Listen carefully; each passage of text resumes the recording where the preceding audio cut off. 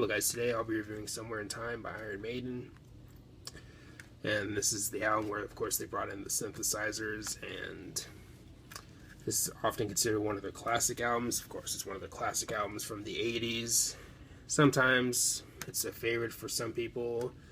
For me it's maybe top 5, probably not top 3, but top 5 for sure. But yeah, overall pretty enjoyable album that still holds up for me today. So let's go ahead and dive into the album. The album starts off with Caught Somewhere in Time, which overall is a pretty strong album opener and one of my personal favorites on the album. What really pulls me to the song especially is the rhythm work, such as in the verses, but then you have the chorus, which is pretty catchy. But yeah, Caught Somewhere in Time overall is a pretty strong song, and also has one of my favorite solos on the album too. But then we get to the song Wasted Years, and this is of course one of the singles on the album, the first single if I remember correctly. And this is one of the first songs I ever heard from Iron Maiden, so every time I hear it, it definitely takes me back to when I was younger, when I'd hear it like either in the car or in the living room or anything like that. But yeah, I was pretty young when I heard that song for the first time, I do know that. But the song lyrically is about feeling homesick and alienation. The song basically describes how the band was feeling when they were touring around this time. At least that's what I've heard. I could be wrong about that, but again, that's what I've heard. But yeah, overall, pretty catchy song. The chorus is catchy and memorable, and I really like the gallopy rhythms in the song, such as in the verses. But then we get to the song Sea of Madness, which is more upbeat, fast tempo, and this song all around is just a banger, and it's one of my personal favorites on the album.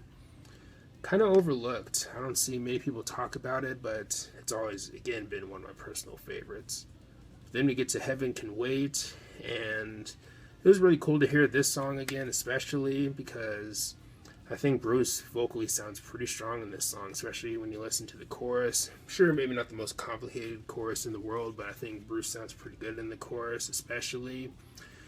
And I do like the fast tempos and aggression from the riffs and the verses of the song. But yeah, Heaven Can Wait, overall pretty good song. But then we get to The Loneliness of the Long Distance Runner. Now this might, after hearing this song again, which it's been a long time until of course recently, but after hearing this song again, it might be one of my favorites. If not, then maybe an honorable mention. It was really cool to return to the song again because this song all around is really catchy, and the rhythm work and the places that it goes musically in this song is just, I don't know what it is about the song, but I've always really liked it. But it's always been a song that I just never think to return to very often. But after hearing it again, it's definitely a song that I would be willing to return to more. But I really like the chorus especially. Maybe one of my favorite choruses on the album too. But then we get to the song Stranger in a Strange Land. And the song is about an Arctic explorer who dies and gets frozen in ice. It was one of the singles on the album, the second single if I remember correctly, and this song is an example of how well Iron Maiden was with the synthesizers, incorporating it into the sound with the guitar and all that. But yeah, the guitar work and the synth work definitely have great chemistry in this song especially. But when you get to the verses, I think the synthesizers had an interesting tone / vibe to them. Dare I say, an interesting atmosphere. Kind of sci-fi-ish, you could say. But yeah, you could maybe say it's kind of a unique song on the album too. But yeah, the song is a bit more hooky, so it's no surprise that it was released as one of the singles, and it's definitely one of my favorites on the album. But then you get to the song Deja Vu. One of my least favorites on the album, but I do like it though. What stands out the most to me in this song is probably the guitar work.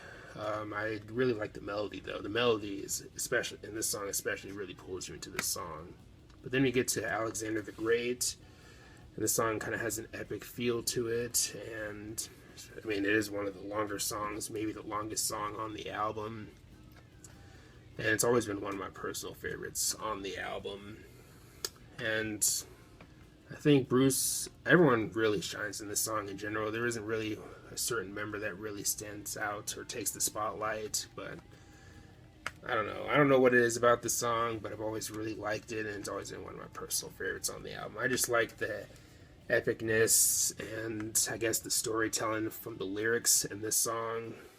Always been one of the more intriguing songs on the album for me, but I mean, all the songs are great, but this song especially is definitely easily one of my favorites.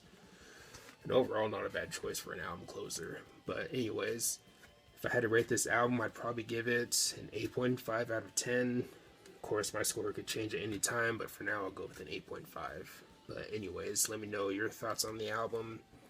Do you love it? Do you hate it? How does it compare to the other albums for you personally? And all that good stuff. But anyways, thanks for watching. Please comment to like, subscribe. Have a nice day, and take care.